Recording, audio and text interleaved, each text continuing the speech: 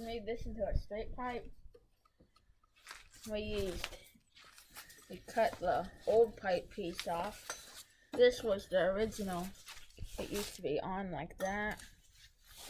And we just cut that off. Used the welder, weld it onto this pipe. And then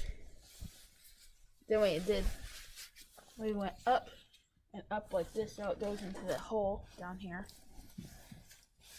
So it screws on, fits in there. We welded it here, but we didn't weld it here, so we can take this off. Just unscrew it. This. And